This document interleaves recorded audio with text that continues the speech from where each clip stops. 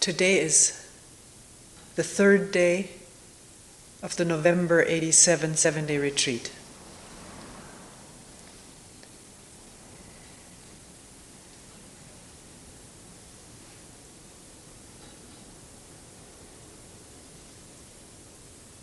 Quite a number of questions came from yesterday's talk.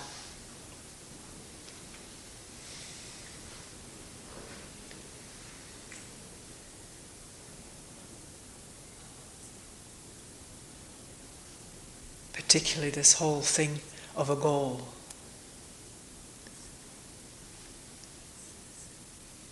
Don't we have to have a goal?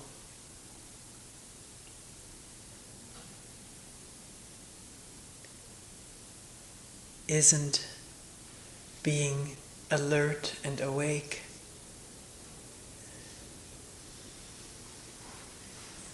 a worthwhile goal? If I didn't have that goal, I wouldn't come here.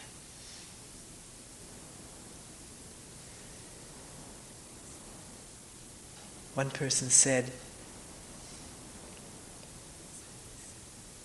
if I were listening to your talk just intellectually, I would immediately say, I want that, what she's talking about. And it would become my goal.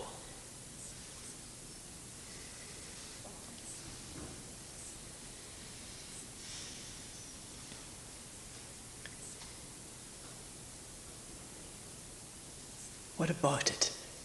Do we have to have goals? Don't we have goals? Don't we want to be attentive? Isn't that our goal, to be an awake and alert human being? It may be our goal. Is it? Find out. Is it one's goal? And having it as one's goal, does that make one attentive and alert?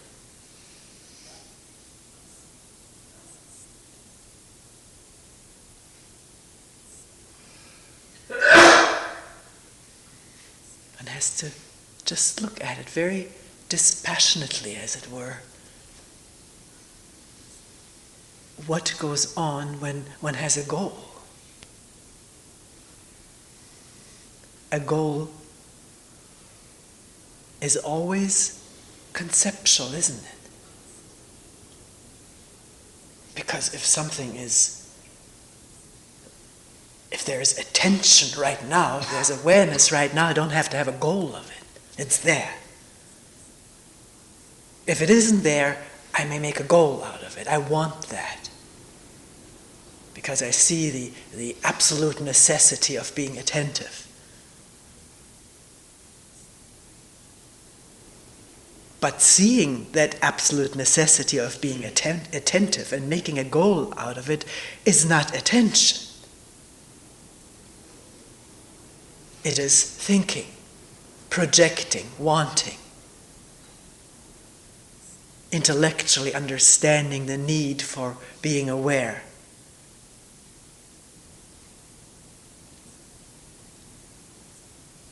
Because one understands that if there is not awareness, one is bound by habits, which are 99% of the time self-centered, maybe 100% of the time.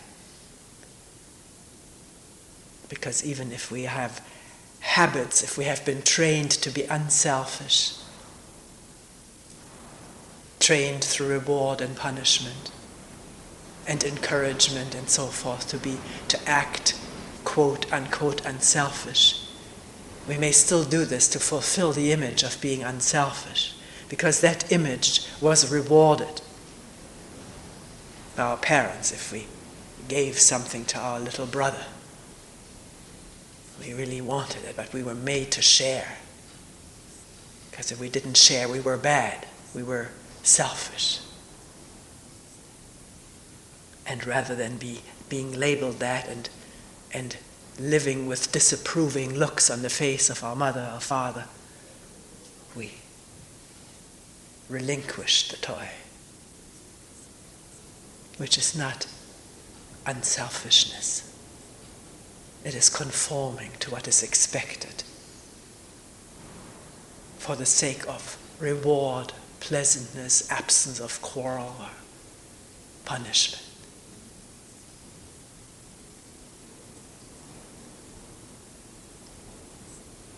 There's nothing wrong with realizing that one has to be attentive. There's nothing right about it, nothing wrong about it. If this is what one realizes, that's a fact. But the realization, what is helpful or necessary or demanded in our relationship is not the attention itself. That's what we were talking about yesterday.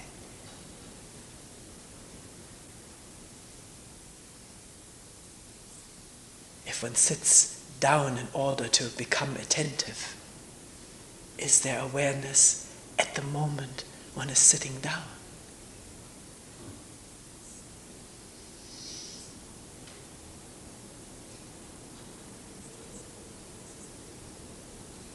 One foot on the mat, then the other, then the lowering of the body.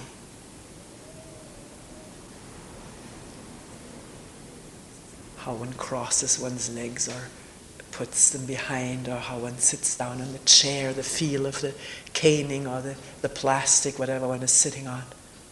And all the while this howling of the winds, creaking of a rafter or rattling of a joint.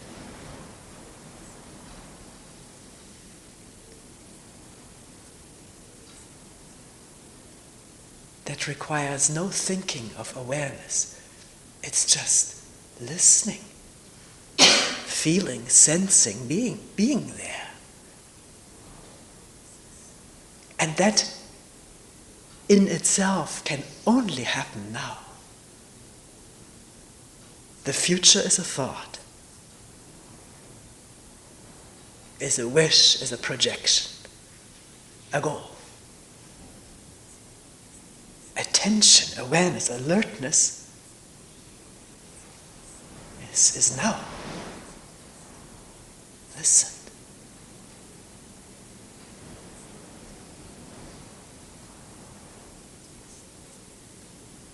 The sounds and other physical reactions to it.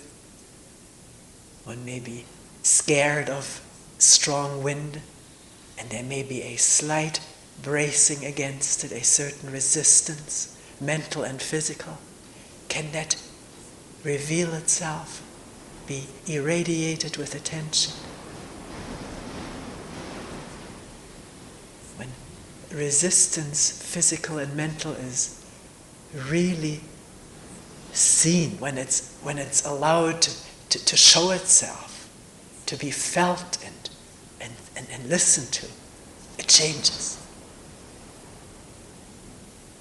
Because the automaticness, the habitualness, the blindness, the darkness is gone, which sustains it.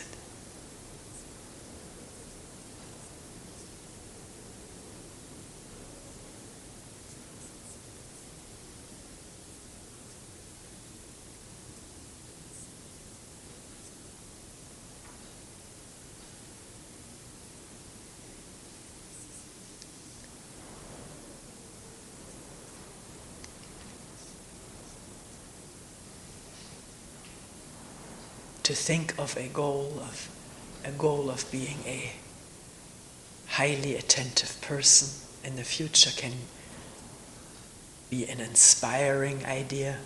What the life will be like then when I'm like that. One can soak up encouragement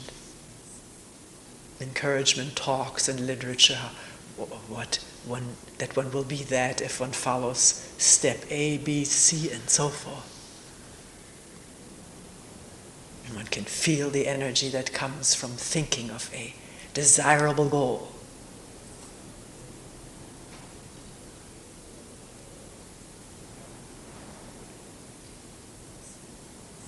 But is it attention?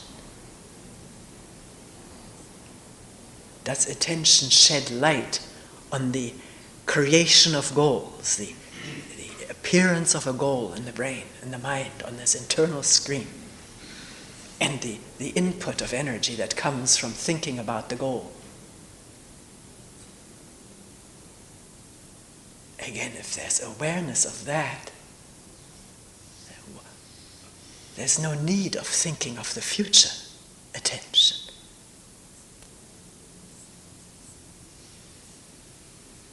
One may realize for oneself that thinking of the future prevents attention now, because the mind is in the mode, in the channel of projecting. Thinking, hoping, striving, and the energies that come from that. It's a very narrow channel. It has nothing of the openness of attention.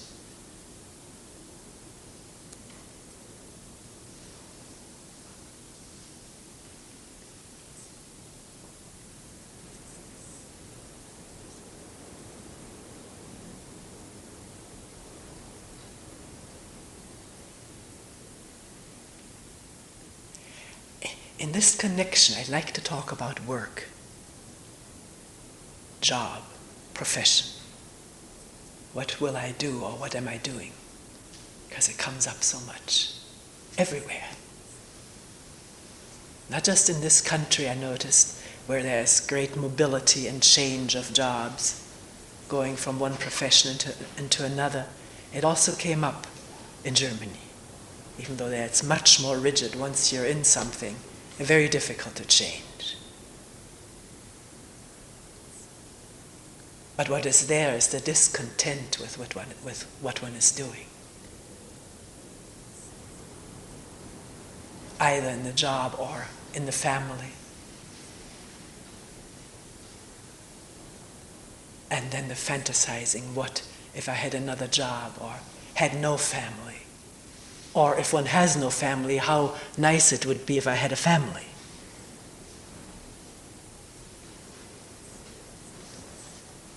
So let's look a bit together at this whole field of work.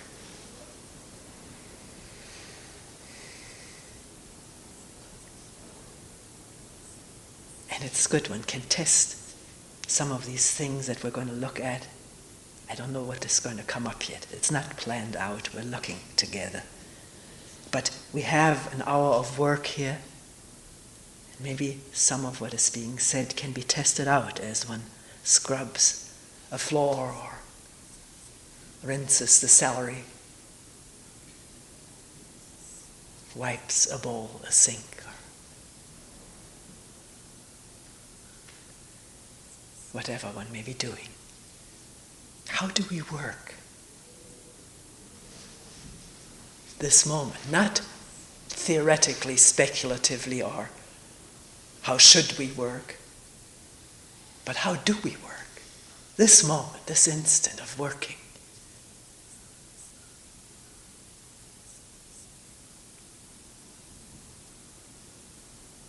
Where is the mind? Where are the thoughts? Or are there no thoughts? Is there just the rinsing, the water, the droplets, the drops on the sink, and if one stands at the kitchen window, the view outside, the whistling sound coming through the half-open window. If one is wiping a bowl, does one feel the rag, the temperature of the water, the texture of the sink, the slight little bumps of deposits, maybe toothpaste, maybe just the minerals that dry up in our bowls here? Does one see it, feel it? And the wiping of it? How does a faucet feel in the fingers, the 2-3 fingers one may be using?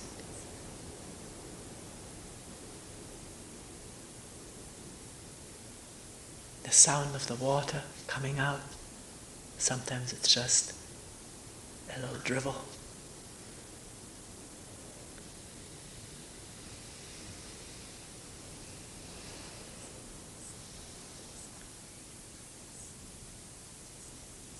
If there's attention, that one is really there with what is there, not with what should be there, but what's actually there, then there's no room for thought what one ought to be doing instead. There's just, it fills the movements of the body and the sounds and feels, and it's that fills. That's this moment.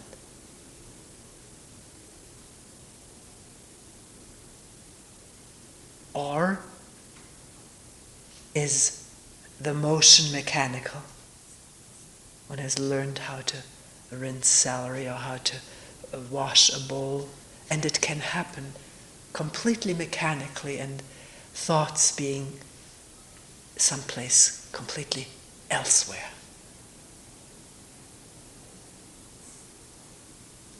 In the past memories or in a projected future, which also comes from memory. Those two tracks running side by side. Thinking about something else and all the while doing something that's right in front of one. Thinking can seem so realistic that one can feel the pleasure of something that one is thinking about. This is the nature of the wiring of our nervous system and body and brain synapses. I've got words here, but one can feel the pleasure of what one is thinking about. That's the amazing capacity of this amazing brain that has evolved in human beings to be able to do several things at one time and not really be there with any.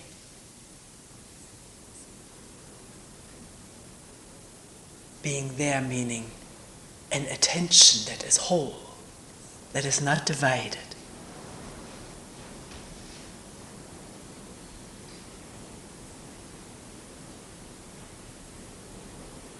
That understands running in a track, that can see that and end it. The track ending and the awareness being there, whole and undivided.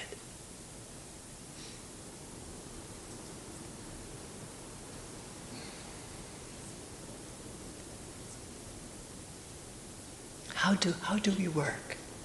Do we work in order to get something done and over with? I think that's very often the case. Maybe it's the way it's been for so long. We were, as children, we were made to help. And we wanted to get this thing over with in order to be able to go out and play. Get homework over with in order to have free time. But that's already children at a certain age. When children are smaller than that, it seems that everything they see and play and want to do is play. It's not this thing of work and then play. And I think this is where we parents blow it. You can't do this. This is for mommy to do. Children wanting to wash the dishes. It makes a tremendous mess. The kitchen usually is half flooded.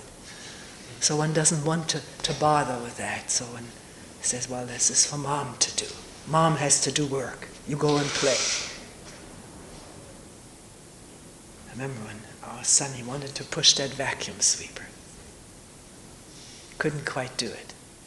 Later, when I wanted him to sweep the house, he didn't want to do it. It's your work.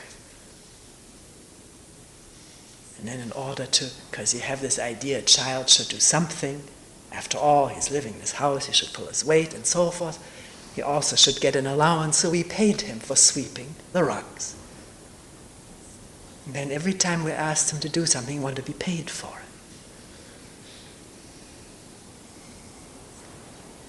Which, naturally, we had brought it about. If you do something like this, you get paid for. There is no free work.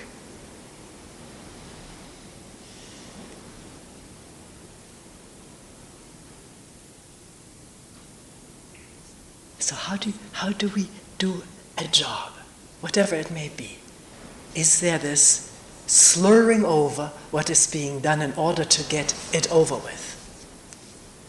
Can be observed minutely. And if it is observed, one may drop those thoughts of what I will do when this job is done and just be with what's going on. It's a tremendous change in this moment. When the pressure of getting this done in order to do the other thing, when that lets up, when it's seen for what it does, the pressure, the absent-mindedness, the hecticness, the inattention, the joylessness, when it is seen and it's just what is now,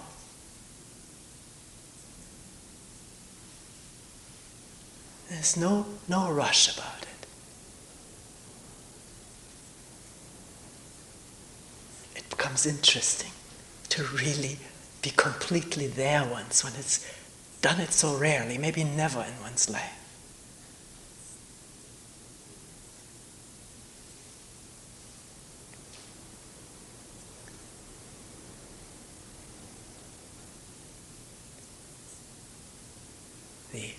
They're rushing through a job in order to have one's free time,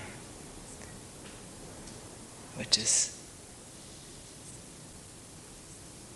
with all of us, one extent or another, wanting to get through in order to have my free time. One feels one is giving one's time to commuting, to getting to the job, to doing the job, giving time to the wife or husband, giving time to the children, taking them here, taking them there, coaching a soccer game or something. And all the while, when will I have my own time? So the whole day is divided into their time and my time. And with that comes resentment over giving too much time to them or to the enterprise or whatever, the children, and not enough time for myself. What is time for myself?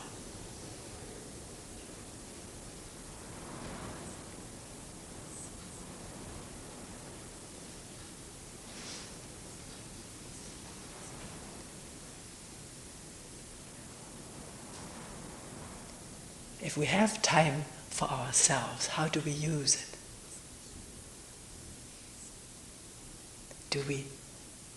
Can we live really leisurely for an hour or two or half a day?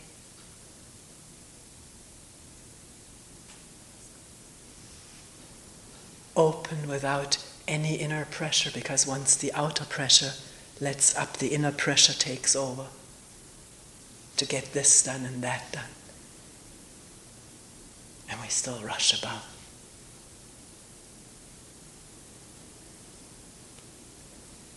And an equally significant question is, does this division into his time, her time, their time, and my time, does that really have to take place? Or can everything one is doing be in no time, just what is happening?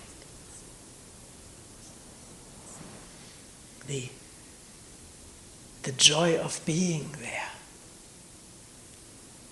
of not feeling alienated, exploited, or whatever feelings of resentment come up when one feels too much time is for others. With which I'm not saying any job can be enjoyable or should be stuck to us. That is not at all the issue right now.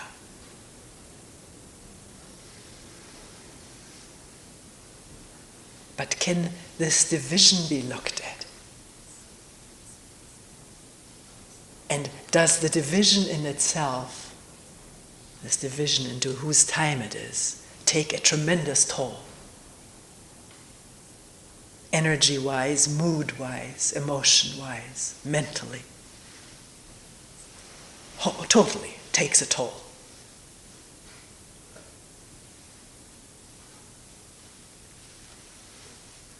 I remember taking a hike once in Switzerland many years ago with our nephew, who was in school then. He was quite young, maybe 10 or 12.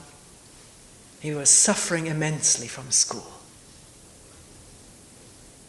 Schools over there are tremendously demanding, much more demanding than in this country. Tremendous pressure to achieve. Have good handwriting and everything to be very prim and proper.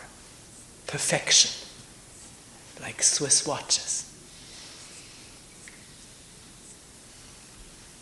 Even though there has been tremendous school reform originating from Switzerland too, but yet particularly the school leading up to the university, which has to already be entered in 4th grade, there the decision has to be made to enter into the mill to prepare for university is formidable. And this boy was suffering from this. The yearly plan is different. There's not this long summer vacation. There are more frequent vacations of a shorter duration. So he told me that he was living from vacation to vacation, just thinking of that vacation. It was making it bearable for him to be in that dreaded, hated school. And then he said, you know, sometime when I'm grown up and take a job, I want to have a job that is always a vacation.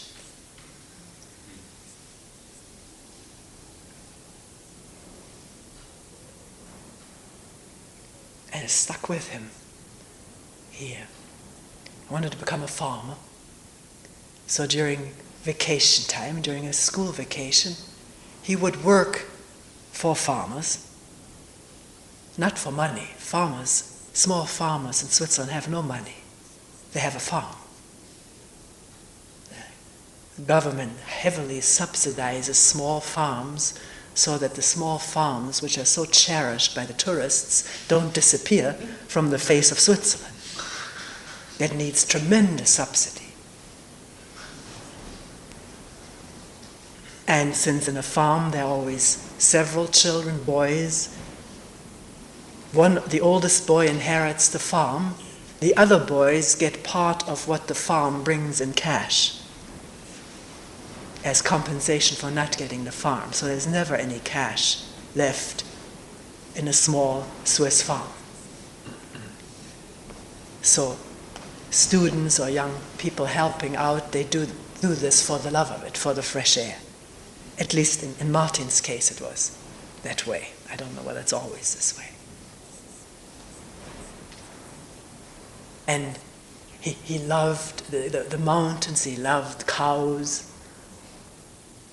doing this work of haying and so forth. But he realized that on a farm you work approximately 365 days a year. That's what you do. A little bit less in the winter time, but then there is cottage industry to work up some cash to get what one needs for living on and paying off the brothers.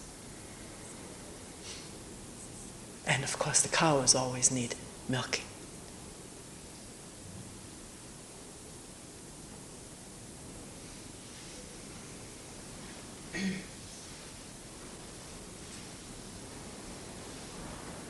how can one have a job which is a vacation? Is that possible, or is it just sheer fantasy?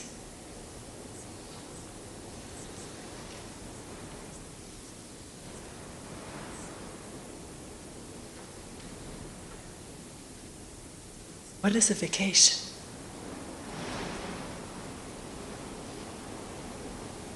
Vacation means vacating, vacant, not occupied.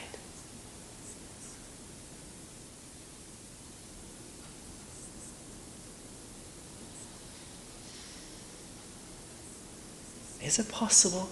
We started out this way, to do a job and not be occupied with thoughts about what one will do afterwards, or what one should rather do, or what others aren't doing. Not occupied with comparison. Not occupied with all the emotions and all the thoughts that go around the mind while one is working, trigger throughout the organism. I don't know if it's possible, but I think we can question it and watch as we work. It must be possible. Not that some work isn't hard and strenuous, but so are the things that we do during vacation. Very strenuous. Either climbing mountains or rafting white water. Or there's so much organizing now of our vacation time. There are tours galore where I've never been on one. To me it's unfathomable how one can do Europe in a week or 2 weeks or so. Everything crammed in. How does one return back home? And not a vacation. Or maybe for some people it is, I don't know. You may have a lot of energy and just be there with every new sight and meet people in the bus or so.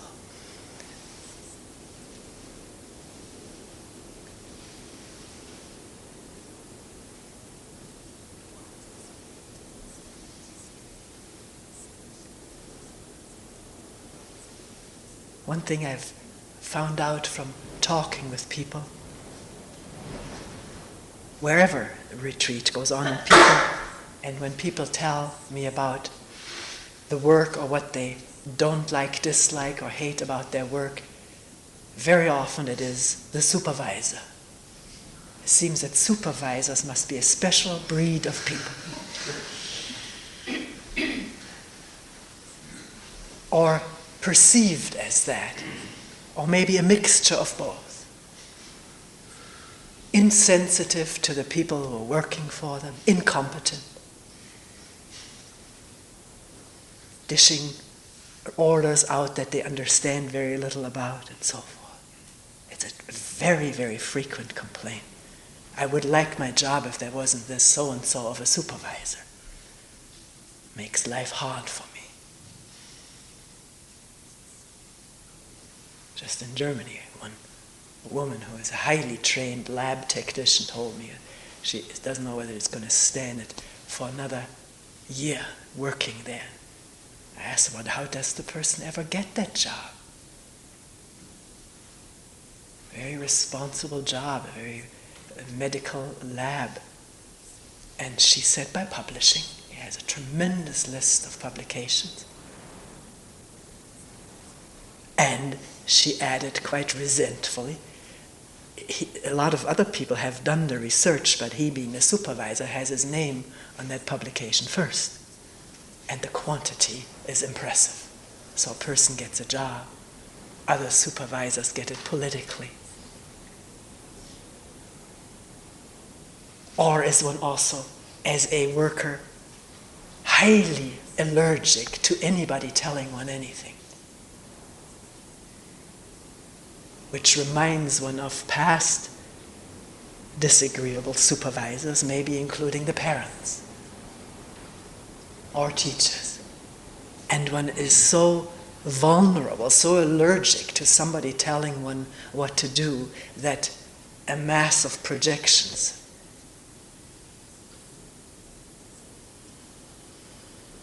happens. One doesn't see the man or the woman.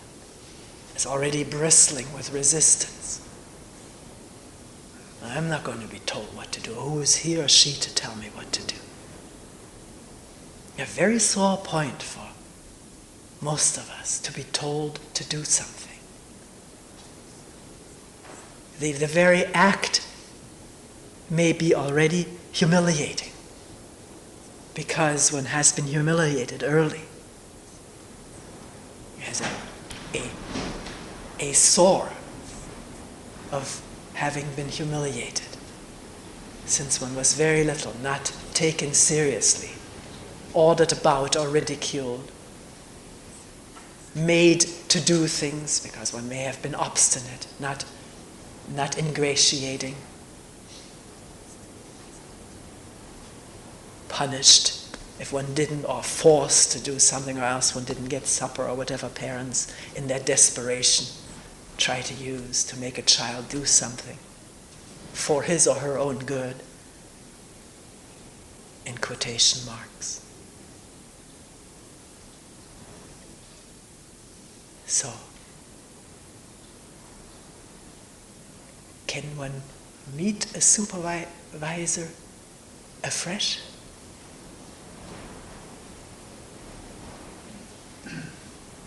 And watch this whole process of resistance to being told what to do?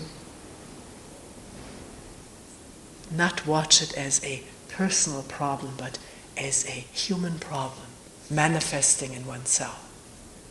So one is free to look. One doesn't have to be self-righteous or justifying or excusing. All of that doesn't aid in watching what's actually going on.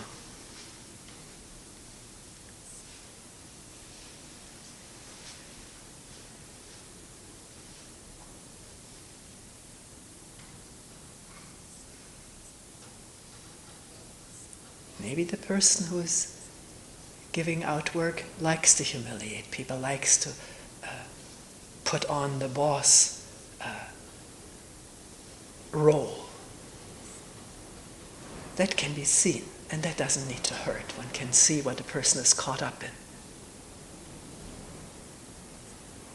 Why does one need to be humiliated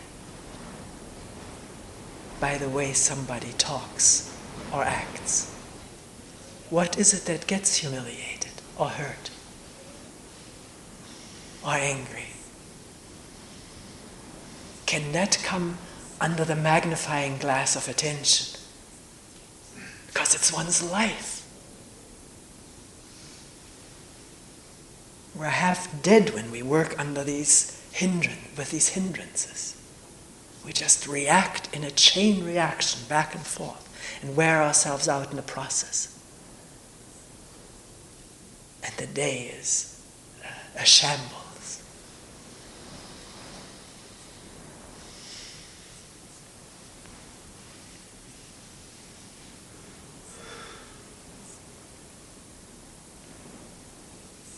Why do we work in the first place? That's another interesting question.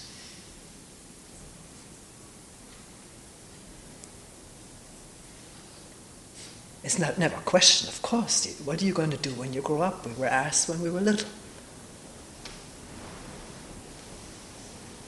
Of course you have to do something when you grow up. You have to work.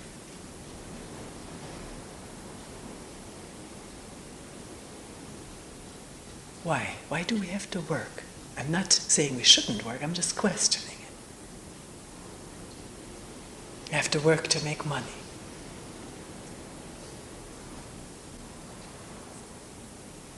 In order to have a roof over our head, buy clothes, buy the things we want.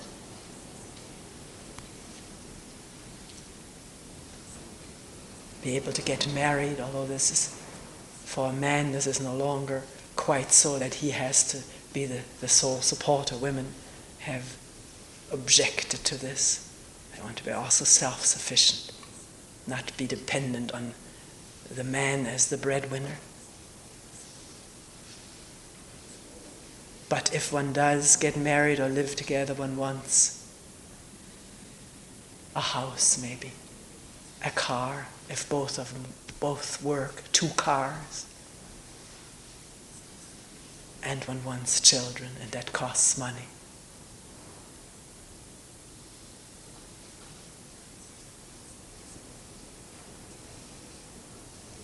Is that the reason why one works? To get money?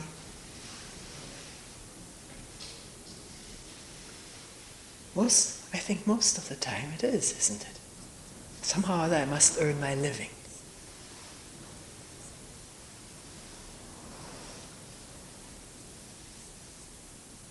But then as I earn it, I want more usually, don't I? I need more money, because I can't buy everything that I need and want.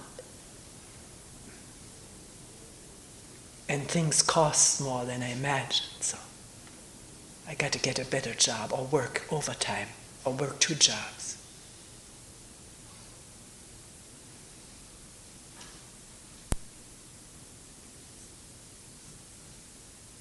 Or do I work because I love doing what I'm doing? I love to do this or that. It interests me. I see the significance of it.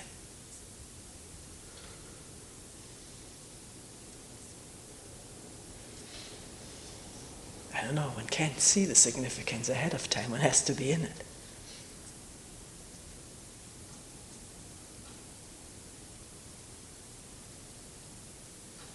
Wants to be a dentist. And we have a very friendly relationship with our dentist. He lives at the corner. We've been neighbors for 30 years. When I come there, he has booked already an hour. He unloads. He tells me everything. And then I get a big bill. And he hates dentistry. He just hates it. And it's been like this for 30 years, not just recently. It surprised both my husband and I, because when we moved into the house, a relatively modest salary. Kyle was in the school system, and here was this dentist, big house. And amazing to see what ideas one has, that he hated doing dentistry. Constantly dreaming of doing something else. He didn't know what, but something else.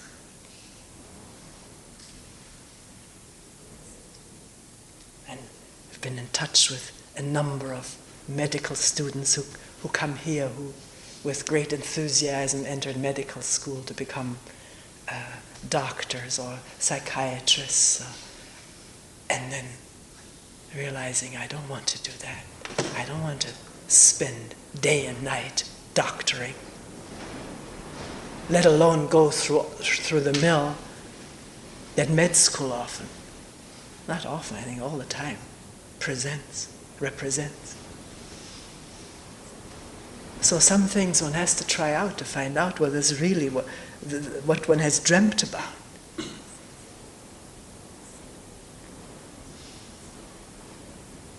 Nothing, when one really does it, is what one thinks it is. That's the miracle.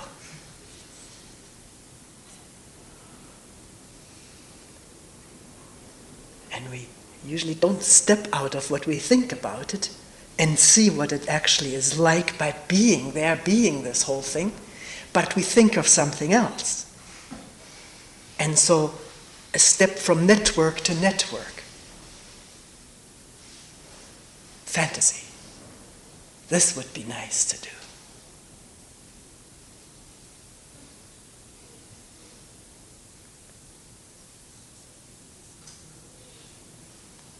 Sometimes people tell me if I change jobs, I will have more time.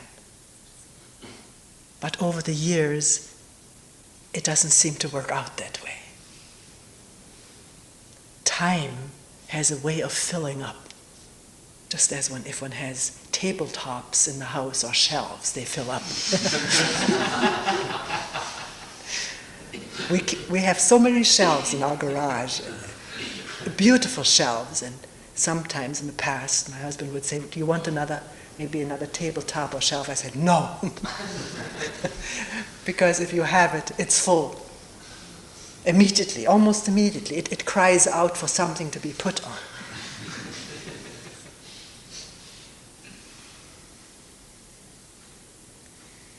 And so it is with time. Very rarely an individual will be able to have time for leisure. And by leisure, I don't just mean now joining the golf club or doing this or that. But unplanned.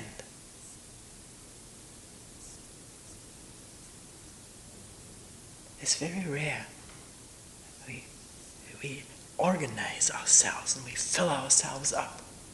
We're so conditioned to do that. And there's also, when leisure time arrives, there comes the drumming on the table with the fingers. What's next? What am I to do now?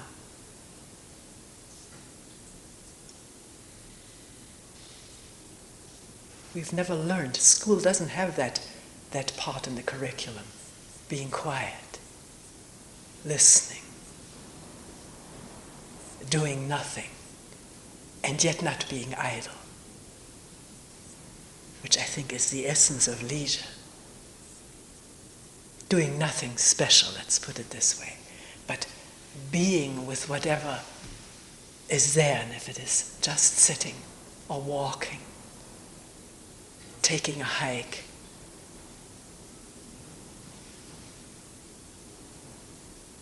not for myself.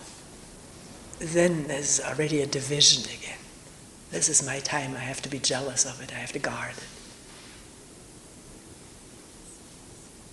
it. Leisure can only happen when the self is quiet. It's not there, it's not dividing up into mine and yours.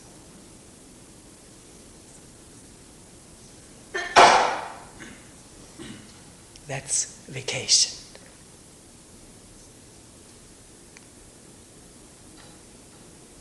And our question earlier was, can that vacation happen on the job?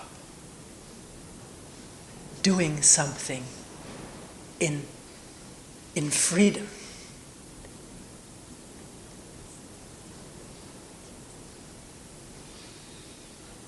Not just for the money it brings, for the paycheck that comes. Then I can't be with what I'm doing, and I'm just doing this for that. And I'm counting overtime and undertime.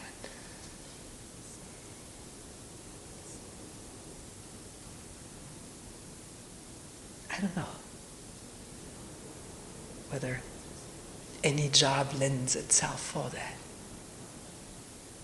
But this would be a new criterion for having a job which one can really be with without needing to fantasize about doing something else.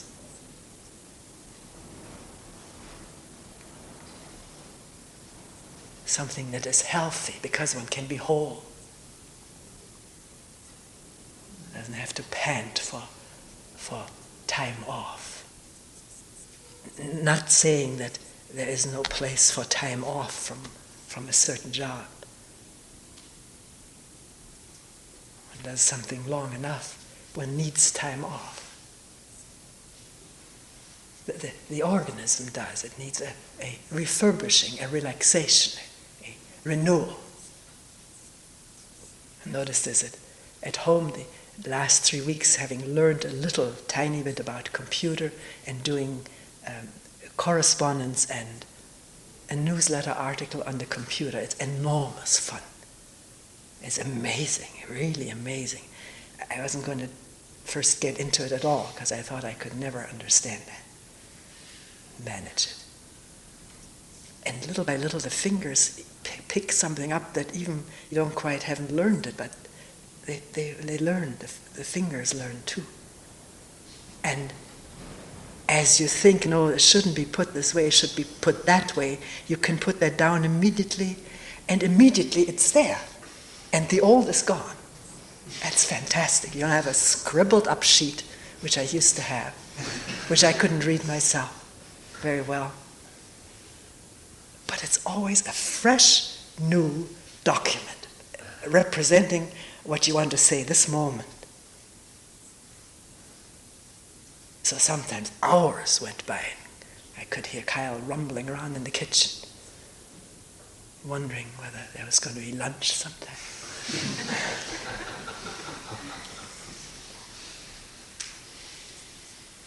And realizing, yeah, after a while you got to get away from this thing. It is a strain. And then you just punch escape, quit. And it's no, save first. Save first. Or else it's gone.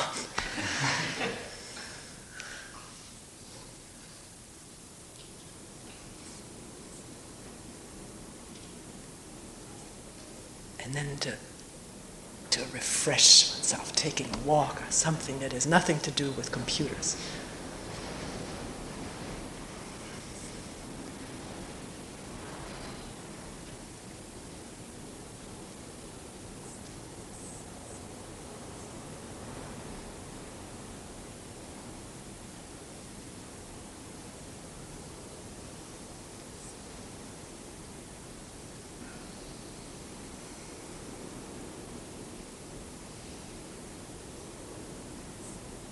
Please, if something, if you disagree with something that was said or want to add or go into it or deepen it, explore it further, bring it to a meeting.